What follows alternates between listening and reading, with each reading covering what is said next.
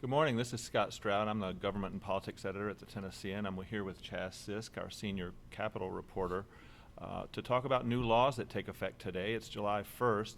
The legislature had a busy year last year. Chas, what did they set in motion?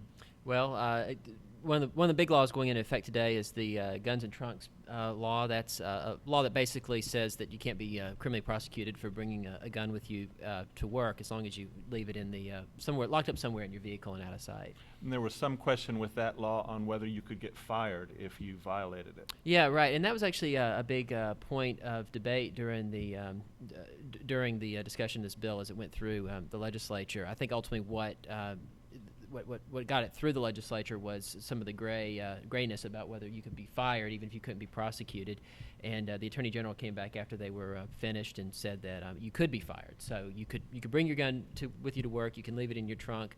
You can't be prosecuted for it, but you may be putting your job in jeopardy if you do so.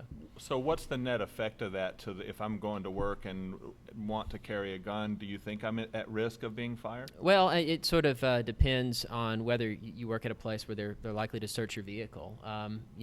Most employers say they're not going to look for a gun unless they have some reason to think that there's a harm to other people. So I think you never want to give legal advice to anybody, but the net effect a lot of people are saying is that it's really not going to have much effect one way or another in terms of who's carrying and who's not. Right. And guns were a prime topic in the legislative session. Another bill involving guns in schools and who might be able to carry them. Right. Yeah. This is sort of an alternative to expanding the SRO program.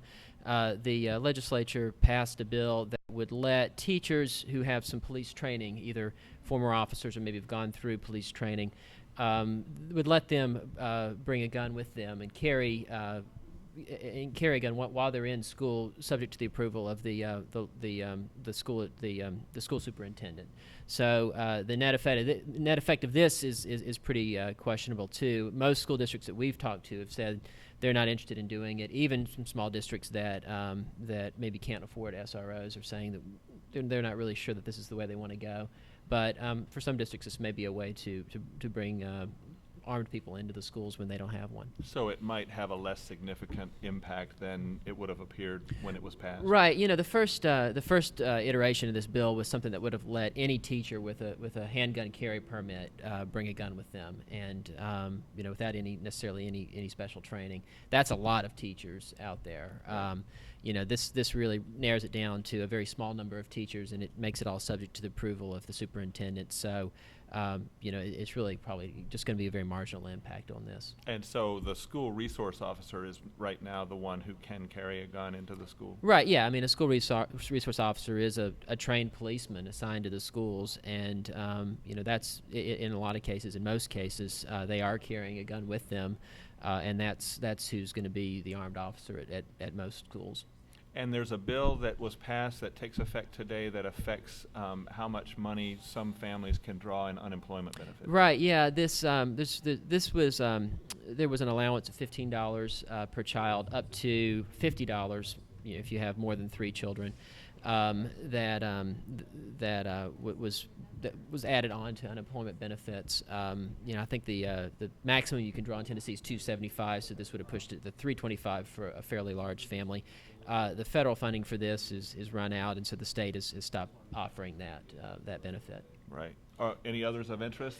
Well, I think one that's going to be of interest to a lot of people is the reduction in the food tax. Right, of course. That's going to come down from 5.25% to 5%. So it's not a large amount of money off your grocery bill, but it's something. People might notice it. Yeah, people may notice it. It's if they look at their receipts, it's probably not something they'll pick up immediately, but it adds up over time to not an insignificant amount of money in their pocket. There's also a kind of an interesting bill that they debated was something to ban to limit the use of drones by law enforcement to some specific circumstances, making them get a warrant, things like that.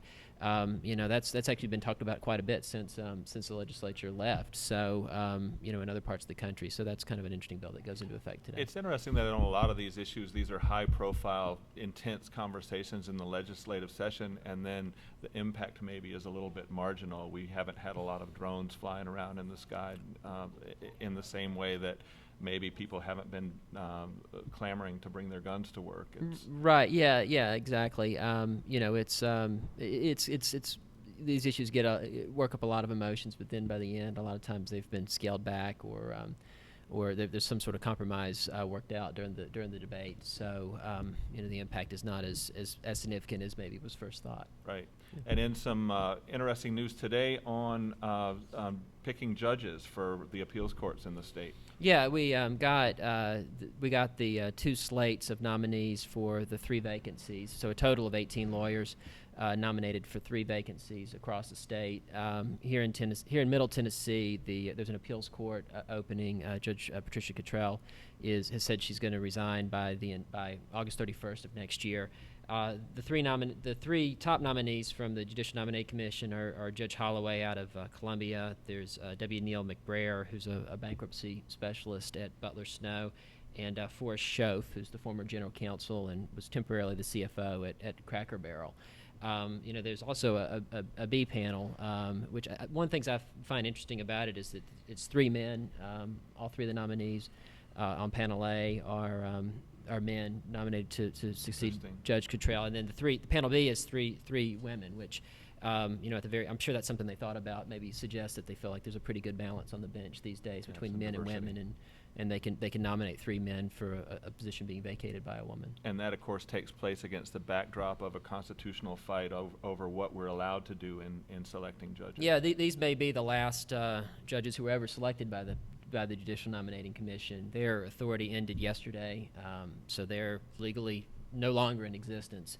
And so, you know, depending on how a constitutional amendment vote shakes out next year, there may be no panel like this in the future to vet judges before the governor makes a nomination or before voters vote on potential judges. Right. Okay. Well, thank you. Go to Tennessean.com for more information on these stories. We'll be updating the news as we go and keeping tabs on how these shake out in the real world. Thank you for watching, and tune in next time.